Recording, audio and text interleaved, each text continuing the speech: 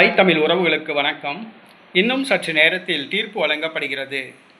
இன்னும் சற்று நேரத்தில் தீர்ப்பு வழங்கப்படுகிறது என்ற தலைப்பில் இந்த காணொளியை நாம் காண்கிறோம்.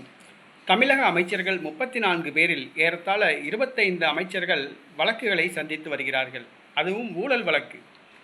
அவர்கள் அமைச்சர்களாக இருந்த பொழுது, சட்டமன்ற உறுப்பினர்களாக இருந்த பொழுது, கவுன்சிலர்களாக இருந்த பொழுது தங்களுடைய பதவியை பயன்படுத்தி அளவுக்கு அதிகமாக சொத்து சேர்த்துள்ளனர். இந்த வழக்கு வெவ்வேறு கோணல்களில் நடைபெற்று வருகிறது.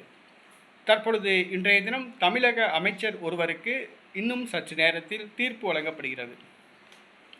தமிழக நீர்வளத்துறை அமைச்சர், தமிழக அமைச்சர்களிலேயே மூத்தவர் துரைமுருகன்.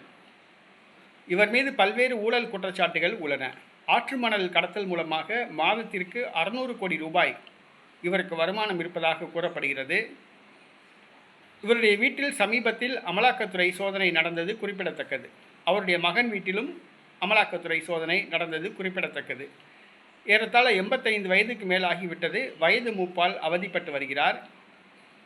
திமுகவின் பொதுச் செயலாளராக இருந்து வருகிறார். இவர் மீது சொத்து குவிப்பு வழக்கு தொடரப்பட்டது. பதவியை தவறாக பயன்படுத்தி வருமானம் சேர்த்ததாக வழக்கு தொடுக்கப்பட்டது. ஆனால் 2007ஆம் ஆண்டு வேலூர் நீதிமன்றம் அவரை விடுதலை செய்தது. அவருடைய விடுதலையை எதிர்த்து சென்னை உயர்நீதிமன்றத்தில் மேல்முறையீடு செய்யப்பட்டது. அந்த மேல்முறையீட்டு மனு மீதான தீர்ப்பு இன்னும் சற்று நேரத்தில் வழங்கப்படுகிறது. அது துரைமுருகனுக்கு சாதகமாக வழங்கப்பட்டால் துரைமுருகன் விடுதலை ஆவார். விசாரிக்கலாம் என்று தீர்ப்பு வழங்கினால் அந்த வழக்கு மீண்டும் விசாரிக்கப்படும். விசாரித்து தீர்ப்பு வழங்கப்படும். ஆக இன்றைய தினம் தண்டனை வழங்கப்படுவதற்கு வாய்ப்பில்லை, பதவி பறிக்கப்படவும் வாய்ப்பில்லை. ஆனால் இந்த வழக்கு துரைமுருகனுக்கு எதிராக தீர்ப்பு வருகிறதா, ஆதரவாக வருகிறதா என்பது தெரியவில்லை. 2007ஆம் ஆண்டு இந்த வழக்கிலிருந்து விடுதலை செய்யப்பட்டார். ஆனால் விடுதலையை எதிர்த்து மேல்முறையீடு செய்யப்பட்டது.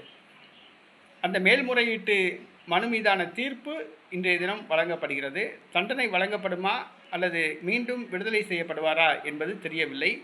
இன்னும் சற்று நேரத்தில் தீர்ப்பு வழங்கப்படுகிறது. பொறுத்திருந்து பார்ப்போம். தீர்ப்பு துரைமுருகனுக்கு ஆதரவாக வழங்கப்படுகிறதா, எதிராக வழங்கப்படுகிறதா என்பதை.